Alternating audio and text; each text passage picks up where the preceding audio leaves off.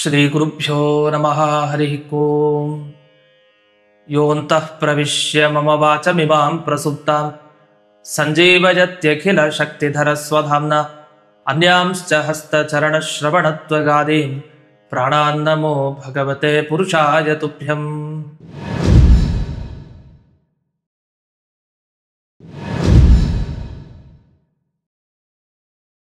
ಆಧ್ಯಾತ್ಮ ಚಿಂತನದ ಎಲ್ಲ ವೀಕ್ಷಕರಿಗೆ ಸ್ವಾಗತ. ಈ ಸಂಚಿಕೆಯಲ್ಲಿ ಸ್ವರ್ಣಗೌರಿ ಪೂಜಾ ವ್ರತ ವಿಧಾನವನ್ನು ನೋಡೋಣ.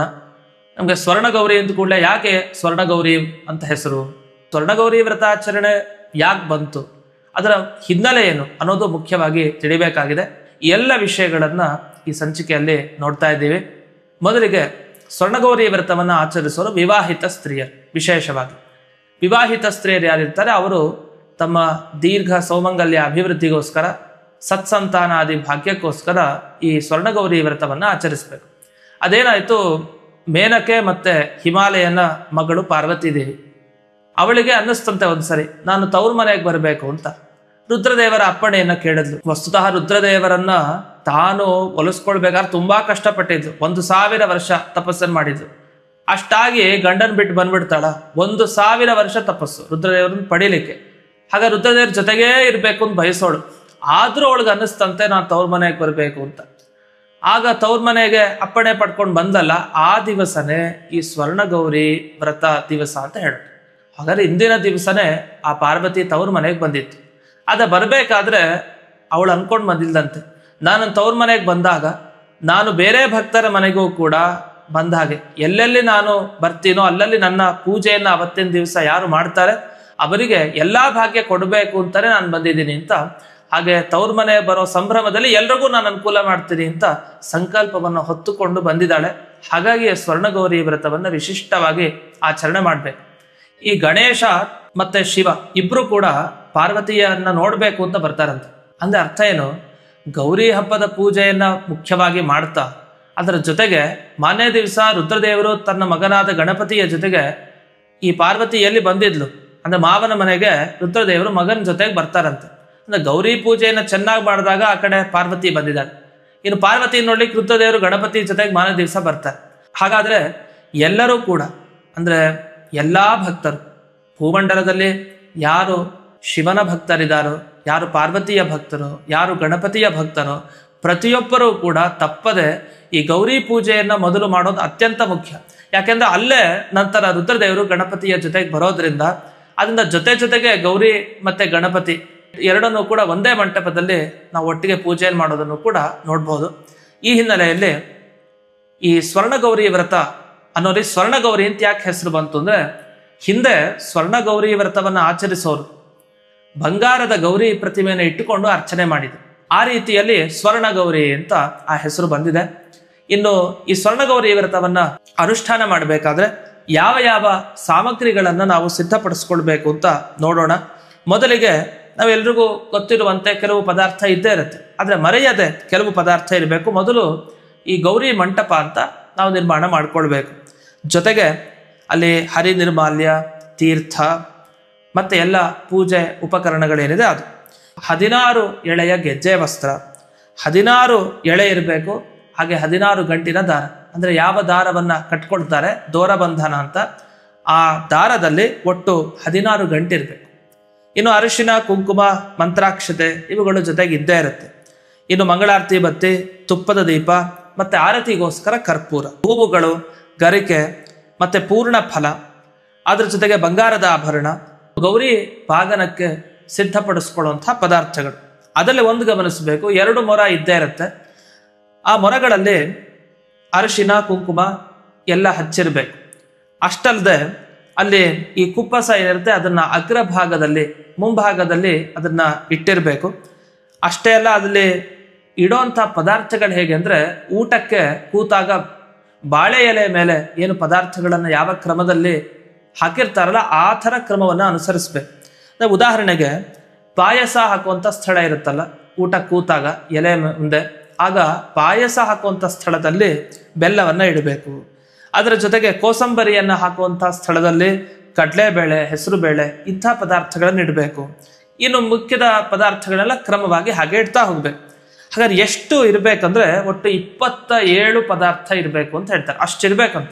ಅರಿಶಿನ, ಕುಂಕುಮ, ಸಿಂಧೂರ, ಕಾಡಿಗೆ, ಬಿಚ್ಚೋಲೆ, 16 ಬಳೆ ಇರಬೇಕು.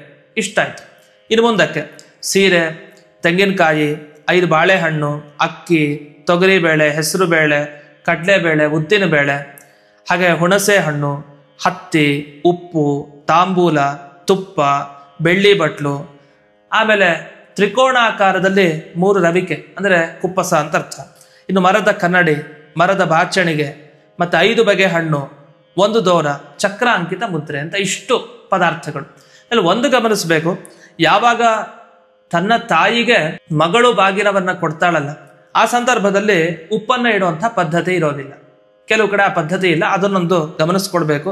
ಅಷ್ಟೇ ಅಲ್ಲದೆ ಈ ಪ್ಲಾಸ್ಟಿಕ್ ಸಾಮಾನುಗಳನ್ನ ಉಪಯೋಗಿಸೋದ್ರ ಬದಲು ಈ ಮರದ ಪದಾರ್ಥಗಳು ಸಿಗತ್ತೆ. ಅಂದ್ರೆ ಉದಾಹರಣೆಗೆ ಕನ್ನಡಿ, ಬಾಚಣಿಗೆ, ಬಿಚ್ಚೋಲೆ, ಇದೆಲ್ಲ ಮರದ ಒಂದು ವಸ್ತುಗಳು ಸಿಗತ್ತೆ. ಆದ್ರಿಂದ ಅದನ್ನು ಬಳಸೋದು ಹೆಚ್ಚು ಸೂಕ್ತ. ಇನ್ನು ಈ ಬಾಗಿನವನ್ನೆಲ್ಲ ಸಿದ್ಧಪಡಿಸ್ಕೊಳ್ತೀರಿ, ಕೊಡ್ಬೇಕಾದ್ರೆ ಮಂತ್ರ ಇದೆ, ಆ ಮಂತ್ರನ ಹೇಳಿ ಕೊಡಬೇಕು.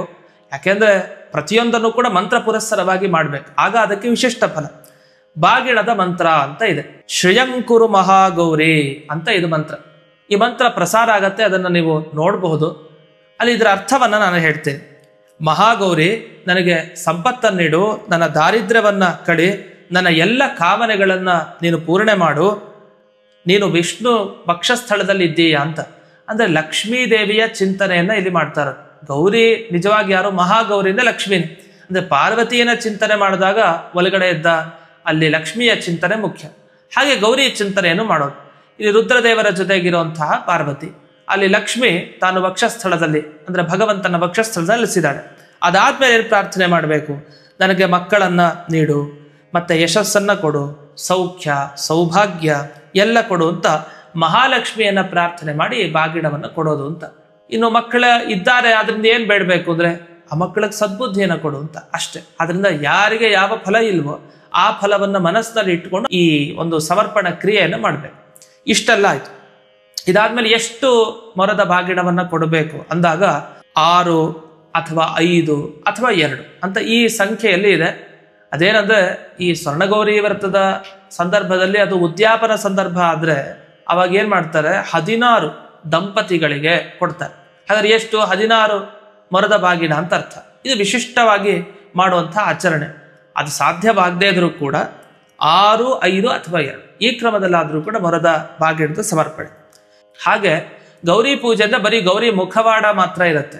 ಗೌರಿ ಮುಖವಾಡ ಅಷ್ಟೇ ಅಲ್ಲ, ಅದರ ಕೆಳಗಡೆ ತ್ರಿಕೋಣಾಕಾರದ ಕುಪ್ಪಸ ಇತ್ಯಾದಿಗಳಿಂದ ಏನು ಅಲಂಕಾರ ಮಾಡಿರ್ತಾರೆ ಅದು, ಜೊತೆಗೆ ಪ್ರತಿಯೊಂದು ಕೂಡ ಆ ಗೌರಿ ದೇವಿಗೆ ಏನೇನು ಸಮರ್ಪಣೆ ಮಾಡಬೇಕು. ಉದಾಹರಣೆಗೆ ಈ ಕಾಲುಂಗುರ, ಕಾಲ್ಗೆಜ್ಜೆ, ಮತ್ತೆ ಡಾಬು, ಬಳೆಗಳು, ಮಾಂಗಲ್ಯ, ಕಿರೀಟ, ಚಿನ್ನದ ಹಾರಗಳು, ಮೂಗುಬಟ್ಟು, ಕಿವಿಯೋಲೆ, ಪ್ರತಿಯೊಂದನ್ನು ಕೂಡ ಆ ಗೌರಿ ದೇವಿಗೆ ಅಲಂಕಾರ ಮಾಡಿ ಸಂಪೂರ್ಣ ಪಾರ್ವತಿ ದೇವಿ, ಗೌರಿ ದೇವಿಯಲ್ಲಿ ನೆಲೆಸಿದ್ದಾಳೆ ಅನ್ನುವಂತೆ ನೋಡೋರ್ಗೆ ಅನ್ನಿಸ್ಬೇಕು. ಹಾಗೆ ನಾವು ಸಿದ್ಧವನ್ನ ಅಲ್ಲಿ ಮಾಡ್ಕೊಳ್ಬೇಕು.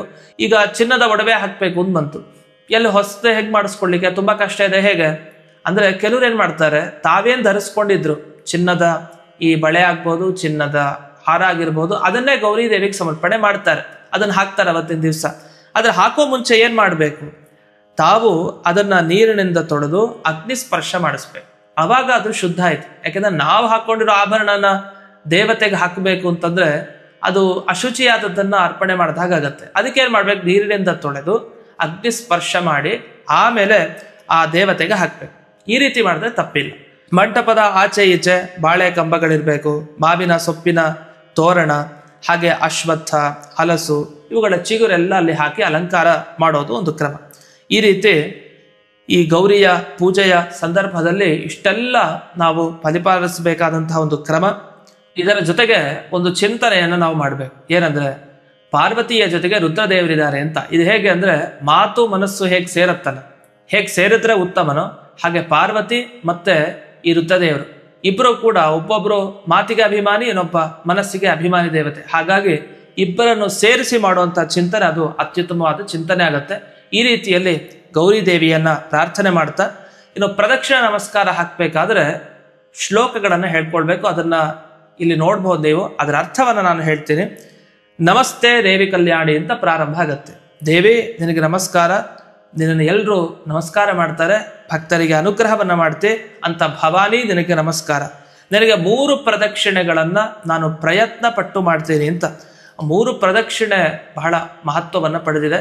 ಅದರಿಂದ 3 ಪ್ರದಕ್ಷಿಣೆ ಮಾಡ್ತಾ ನನ್ನ ಎಲ್ಲ ಪಾಪಗಳನ್ನು ನಾಶಪಡಿಸು ದೇವಿ, ಗಿರಿಜೆ ದೇವಿ, ಸರ್ವ ಪಾಪಗಳನ್ನು ಪರಿಹರಿಸುವಂಥ ಸ್ವರ್ಣಗೌರಿ, ನನಗಿನ್ಯಾರೂ ಕೂಡ ರಕ್ಷಕರಿಲ್ಲ, ನೀನೇ ನನ್ನ ರಕ್ಷಣೆಯನ್ನು ಮಾಡಬೇಕು, ಕಾರುಣ್ಯ ಭಾವವನ್ನು ತೋರಿ ಮಹೇಶ್ವರಿ ನನ್ನ ರಕ್ಷಣೆಯನ್ನು ಮಾಡು ಅಂತ ಹೀಗೆ ಪ್ರಾರ್ಥನಾ ಪದ್ಯಗಳಿದೆ. ಇಲ್ಲಿ 3 ಪ್ರದಕ್ಷಿಣೆನಾದರೂ ಕನಿಷ್ಠ ಪಕ್ಷ ಮಾಡ್ಬೇಕು, ಹಾಗಂತ 3 ಮಾಡಬೇಕು ಅಂತಿಲ್ಲ, ಜಾಸ್ತಿ ಮಾಡಿದಷ್ಟು ಜಾಸ್ತಿ ಫಲ. ಆದರೆ 3 ಅಂತೂ ಖಂಡಿತವಾಗಿ ಮಾಡಲೇಬೇಕು. ಅದೇನಂದ್ರೆ ನಾವು ದೇಹದಿಂದ, ಮಾತಿನಿಂದ, ಮನಸ್ಸಿನಿಂದ 3 ಥರ ಪಾಪಗಳು ಸಂಭವಿಸಲಿಕ್ಕೆ ಅವಕಾಶ ಇರೋದ್ರಿಂದ 3 ನಮಸ್ಕಾರ ಅಂತ ಆ ಉದ್ದೇಶದಿಂದ ಈ ಶ್ಲೋಕಗಳಲ್ಲಿ ಬಂದಿರೋದು. ಇನ್ನು ಇದರ ಜೊತೆಗೆ ದೋರಬಂಧನ ಅಂದ್ರೆ ದಾರವನ್ನ ಕಟ್ಟಿಸ್ಕೊಳ್ಬೇಕು. ಗಂಡನ ಕೈ ಕೊಟ್ಟು ಹೆಂಡತಿ ಕಟ್ಟಿಸ್ಕೊಳ್ಬೇಕು. ಗಂಡನು ಕೂಡ ಕಟ್ಕೊಳ್ಬೇಕು. ಅವನು ಹೇಗೆ ಕಟ್ಕೊಳ್ತಾನೋ ಅವನು ಬಲಭುಜದಲ್ಲಿ ಕಟ್ಕೊಳ್ತಾನೆ, ಹೆಂಡತಿ ಒಂದ ಎಡಭುಜದಲ್ಲಿ, ಒಂದ ಕೈ ಮುಂಭಾಗದಲ್ಲಿ ಕಟ್ಟಿಸ್ಕೊಳ್ತಾನೆ. ಆ ಕಟ್ಟಿಸ್ಕೊಳ್ಬೇಕಾದ್ರೆ ಗಂಡನ ಕೈ ಕೊಡ್ತಾಳಲ್ಲ, ಕೊಟ್ಟು ಕಟ್ಟಿಸ್ಕೊಳ್ಬೇಕಲ್ಲ, ಆಗ ಮಂತ್ರವನ್ನ ಹೇಳ್ಕೊಳ್ಬೇಕು. ಆ ಮಂತ್ರದಲ್ಲೂ ಕೂಡ ಈ ರೀತಿ ವರ್ಣನೆಯನ್ನು ಮಾಡಿದ್ದಾರೆ. ಶಿವಕಾಂತ ಅಂದ್ರೆ ಶಿವನ ಮಡದಿಯಾದ ಪಾರ್ವತಿಗೆ ನಮಸ್ಕಾರ, ನೀನು ಶಿವಶಕ್ತಿಯಂತೆ ಇದ್ದೀಯಾ, ನನ್ನ ಮನೋಭೀಷ್ಟಗಳನ್ನು ಪೂರಣೆ ಮಾಡು. ಈ ಸೂತ್ರ ಅಂದ್ರೆ ಈ ದಾರವನ್ನು ನಾನು ಧಾರಣೆ ಮಾಡ್ತಾ ಇದ್ದೀನಿ, ನನ್ನ ಅಭೀಷ್ಟಗಳನ್ನು ನೆರವೇರಿಸು ಅಂತ ಪ್ರಾರ್ಥನೆ ಮಾಡಿ ಎಲ್ಲ ಐಶ್ವರ್ಯವನ್ನು ನನಗೆ ನೀಡು ಅಂತ ಮಾಡಬೇಕು. ಇಷ್ಟಾಗಿ ದೋರಬಂಧನ ಆಗುತ್ತೆ, ಅಂದ್ರೆ ಕಟ್ಟಿಸ್ಕೊಡು. ಇದಾದ ಮೇಲೆ ಈ ಹೂವು ಮತ್ತೆ ಮಂತ್ರಾಕ್ಷತೆಯನ್ನು ಕೊಡ್ತಾರೆ. ಅದನ್ನ ಗೌರಿ ದೇವಿಗೆ ಅರ್ಪಣೆ ಮಾಡಿ ಅಂತ. ಬೇರೆ ಬೇರೆ ಮನೆಗಳಿಗೆ ಹೋಗಿರ್ತೀರಿ ಹೆಂಗಸರು, ಆಗ ಕೊಡ್ತಾರೆ, ಹಾಕ್ಬೇಕಾಗತ್ತೆ. ಆಗ ಸುಮ್ಮನೆ ಹಾಗೆ ಹಾಕಿ ಬಂದ್ಬಿಡೋದು. ಕೆಲವರು ಗೌರಿ ಹಾಡನ್ನು ಅಥವಾ ಏನೋ ಹೇಳ್ಕೊಂಡು ಹಾಕ್ತಾ ಇರ್ತಾರೆ. ಆದ್ರೆ ಆ ಸಂದರ್ಭದಲ್ಲಿ ಈ ಶ್ಲೋಕವನ್ನ ಹೇಳ್ಕೊಂಡು, ಪುತ್ರಾನ್ ದೇಹಿ ಧನಂ ದೇಹಿ ಎನ್ನುವ ಶ್ಲೋಕ. ನನಗೆ ಧನ ಸಂಪತ್ತನ್ನು ನೀಡು, ಸೌಭಾಗ್ಯ ನೀಡು, ಎಲ್ಲ ಕಾಮನೆಗಳನ್ನ ನೀಡು ದೇವಿ ಅಂತ ಒಂದು ಶ್ಲೋಕ. ಈ ಶ್ಲೋಕವನ್ನ ಹೇಳ್ಕೊಂಡು ನಮಸ್ಕಾರ ಮಾಡಿದಾಗ, ಅದನ್ನು ಅರ್ಪಣೆ ಮಾಡಿದಾಗ ಖಂಡಿತ ಫಲ ದೊರಕುತ್ತೆ. ಕೊನೆಯದಾಗಿ ವಾಯನ ದಾನ ಅಂತ ವಿಶಿಷ್ಟವಾದ ದಾನ. ಈ ದಾನ ಯಾರಿಗೆ ಕೊಡೋದು ಅಂದ್ರೆ, ಯಾರು ನಿಮ್ಮ ಮನೆಗೆ ಪುರೋಹಿತರಾಗಿ ಬಂದು ಪೂಜೆಯನ್ನ ಮಾಡಿಸಿರ್ತಾರೆ ಅಂಥವ್ರಿಗೆ ವಿಶಿಷ್ಟವಾಗಿ ವಾಯನ ದಾನ, ಅಥವಾ ದಂಪತಿಗಳು ಯಾರಿರ್ತಾರೆ ಅಂಥ ಗಂಡ ಹೆಂಡತಿ ದಂಪತಿಗಳು ಉತ್ತಮರಾದವರು, ಒಳ್ಳೆ ಅನುಷ್ಠಾನ ಮಾಡ್ಕೊಂಡಿರೋರು, ಅಂಥವ್ರಿಗೆ ಕೊಡಬೇಕಾದ್ರೆ ಈ ವಾಯನ ದಾನವನ್ನ ಕೊಡೋದಿದೆ. ಇಲ್ಲಿ ವಾಯನ ದಾನ ಅಂದ್ರೆ ಒಂದು ತಟ್ಟೆಯಲ್ಲಿ ಅಕ್ಕಿ ಹಾಕೊಂಡು 2 ತೆಂಗಿನಕಾಯಿ ಇಟ್ಟು, ಅಲ್ಲಿ ಬೆಲ್ಲದ ಅಚ್ಚು, ಹಣ್ಣುಗಳನ್ನಿಟ್ಟು, ಜೊತೆಗೆ ಅಲ್ಲಿ ಎಲೆ ಅಡಿಕೆ ಮತ್ತೆ ದಕ್ಷಿಣೆ ಮತ್ತೆ ಒಂದು ಸಣ್ಣ ತಟ್ಟೆ, ಅದ್ರ ಮೇಲೆ ಮುಚ್ಚಬೇಕು. ಯಾವುದರಲ್ಲಿ ನೀವು ದಾನ ಎಲ್ಲ ಸಿದ್ಧಪಡಿಸ್ಕೊಂಡಿರ್ತೀರಿ, ಎಲ್ಲ ಕಾಯಲ್ಲಿ ಇತ್ಯಾದಿಗಳನ್ನ ಇಟ್ಟುಕೊಂಡು ಅದರ ಮೇಲೆ ಒಂದು ತಟ್ಟೆಯನ್ನು ಮುಚ್ಚಿಕೊಂಡು ಒಂದು ಮಂಡಲ ಮಾಡಿ ಇದು ವಾಯನ ದಾನ ಅಂತ ಕೊಡಬೇಕು. ಆ ವಾಯನ ದಾನವನ್ನ ಕೊಡಬೇಕಾದ್ರೂ ಕೂಡ ಮಂತ್ರಗಳಿದೆ. ಆ ಮಂತ್ರಗಳಲ್ಲಿ ಏನಿಲ್ಲ, ನಿಮಗೆ ವಾಯನ ದಾನವನ್ನ ಕೊಡ್ತೀನಿ, ದ್ವಿಜಶ್ರೇಷ್ಠ ನೀ ನನಗೆ ಅನುಗ್ರಹಿಸು ಅಂತ ಹೇಳಿ ಅವ್ರ ನಮಸ್ಕಾರವನ್ನ ಮಾಡಿ ಅವ್ರಿಗೆ ಕೊಡೋದು. ಅಲ್ಲಿ ಲಕ್ಷ್ಮೀ ದೇವಿಯ ಅನುಗ್ರಹ ಮತ್ತೆ ಗೌರಿ ದೇವಿಯ ಅನುಗ್ರಹವನ್ನ ಪ್ರಾರ್ಥಿಸ್ತಾ ಮುಕ್ತಾಯ ಮಾಡೋದು. ಈ ರೀತಿಯಲ್ಲಿ ಈ ಸ್ವರ್ಣಗೌರಿ ವ್ರತದ ಆಚರಣೆಯಲ್ಲಿ ಪ್ರಮುಖವಾದ ವಿಷಯ ಏನು? ಒಂದು ದೋರಬಂಧನ, ದಾರವನ್ನ ಕಟ್ಟಿಸ್ಕೊಳ್ಳೋದು, ಇನ್ನೊಂದು ಪ್ರದಕ್ಷಿಣೆ ನಮಸ್ಕಾರ ಹಾಕೋದು, ಜೊತೆಗೆ ಆ ಮಂತ್ರಾಕ್ಷತೆ ಹೂವುಗಳಿಂದ ಅರ್ಚನೆಯನ್ನು ಮಾಡೋದು, ಅರಿಶಿನ ಕುಂಕುಮದಿಂದ ಏನು ಅರ್ಚನೆ ಮಾಡ್ತೀರ ಅದು. ಇಷ್ಟು ಬಹಳ ಮುಖ್ಯ ಆಗುತ್ತೆ. ಅಲ್ಲಿ ಗೌರಿ ಪ್ರತಿಮೆ ಅಂತ ಬಂದಾಗ ಕೆಲವರು ಮಣ್ಣಿನ ಗೌರಿ ಅಂತ ಮಾಡ್ಕೊಳ್ತಾರೆ. ಅಂದ್ರೆ ವಿಸರ್ಜನೆ ಮಾಡಲಿಕ್ಕೆ ಗಣಪತಿಯ ಜೊತೆಗೆ ವಿಸರ್ಜನೆಯನ್ನು ಮಾಡ್ತಾರೆ, ಅದಕ್ಕೆ ಅನುಕೂಲವಾಗಿ ಮಣ್ಣಿನ ಗೌರಿ ಅಂತ. ಕೆಲವರ ಮನೆಯಲ್ಲಿ ಅರಿಶಿನದ ಇದರಿಂದ ಗೌರಿಯ ನಿರ್ಮಾಣವನ್ನ ಮಾಡಿರ್ತಾರೆ, ಪ್ರತಿಕೃತಿಯನ್ನ. ಹೀಗೆ ಒಬ್ಬೊಬ್ಬರು ಅನ್ನೊಂದು ಮಾಡೋದಿದೆ. ಅದರಲ್ಲಿ ಉಚಿತವಾದದೇನು ಸ್ವರ್ಣ ಗೌರಿ ಅಂತ ಹೆಸರಿಗೆ ಸ್ವರ್ಣ ಗೌರಿ ಅಂತಾನೆ ಇರೋದು. ಅದರಿಂದ ಲೋಹದ ಪ್ರತಿಮೆಯನ್ನು ಇಟ್ಟು ಅದಕ್ಕೆ ಅಲಂಕಾರ ಮಾಡೋದು ಬಹಳ ವಿಶಿಷ್ಟವಾಗಿದೆ ಅಂತ ತಿಳಿಸ್ತಾ, ಈ ಸಂಚಿಕೆಯಲ್ಲಿ ಪ್ರಸಾರವಾದದ್ದನ್ನ ಎಲ್ಲರೂ ಕೇಳಿ ಅವಶ್ಯವಾಗಿ ಅದ್ಧೂರಿಯಿಂದ ಇದರ ಆಚರಣೆಯನ್ನು ಮಾಡಿ, ಬೇರೆಯವರಿಗೆ ಹೋಗಿ ತಿಳಿಸಿ ಅದ್ಧೂರಿಯಿಂದ ಆಚರಣೆ ಮಾಡುವಂತೆ ಪ್ರೇರಣೆ ಮಾಡಿ, ಅದರಿಂದ ಇನ್ನೂ ಜಾಸ್ತಿ ಪುಣ್ಯ ಲಭ್ಯ ಆಗುತ್ತೆ. ಈ ನಿಟ್ಟಿನಲ್ಲಿ ಎಲ್ಲರೂ ಕೂಡ, ವಿಶೇಷವಾಗಿ ಆಧ್ಯಾತ್ಮ ಚಿಂತನದ ಎಲ್ಲ ವೀಕ್ಷಕರು ತಾವು ಈ ಗೌರಿ ಗಣೇಶ ಹಬ್ಬವನ್ನ ಸಮಗ್ರವಾಗಿ ಆಚರಿಸಿ ಪೂರ್ಣ ಆ ಕುಟುಂಬದ ಅನುಗ್ರಹ, ರುದ್ರನ ಅನುಗ್ರಹ, ಗಣಪತಿ, ಸ್ಕಂದ ಹಾಗೆ ಪಾರ್ವತಿ, ಇಷ್ಟು ಜನರ ಅನುಗ್ರಹ ಆಯಿತು ಅಂದ್ರೆ ಒಂದು ದಾಂಪತ್ಯಕ್ಕೆ ಹಾನಿ ಇಲ್ಲ, ದಾಂಪತ್ಯ ಚೆನ್ನಾಗಿರುತ್ತೆ. ಯಾರು ಅವರ ಪೂಜೆಯನ್ನು ಮಾಡ್ತಾರೋ ಹಾಗೆ ಸಂತಾನ ಭಾಗ್ಯ, ಒಂದು ಪೂರ್ಣ ಕುಟುಂಬ ಸ್ಥಿತಿ ಬರುತ್ತೆ. ಆ ರೀತಿಯಲ್ಲಿ ಇವರೆಲ್ಲರೂ ಅನುಗ್ರಹ ಮಾಡ್ತಾರೆ. ಅಂಥ ಅನುಗ್ರಹ ನಿಮ್ಮೆಲ್ಲರಿಗೂ ಕೂಡ ದೊರೆಯಲಿ ಅಂತ ಈ ಸಂದರ್ಭದಲ್ಲಿ ಪ್ರಾರ್ಥನೆಯನ್ನು ಮಾಡ್ತಾ ಈ ಸಂಚಿಕೆಯನ್ನ ಅಸ್ಮದ್ ಗುರುವಂತರ್ಗತ ವ್ಯಾಸತೀರ್ಥ ಗುರುವಂತರ್ಗತ ಭಾರತೀರಮಣ ಮುಖ್ಯ ಪ್ರಾಣಾಂತರ್ಗತ ಶ್ರೀಮನ್ ಮೂಲ ಗೋಪಾಲಕೃಷ್ಣನಿಗೆ ಅರ್ಪಣೆಯನ್ನು ಮಾಡ್ತೇನೆ. ಶ್ರೀಕೃಷ್ಣಾರ್ಪಣಮಸ್ತು.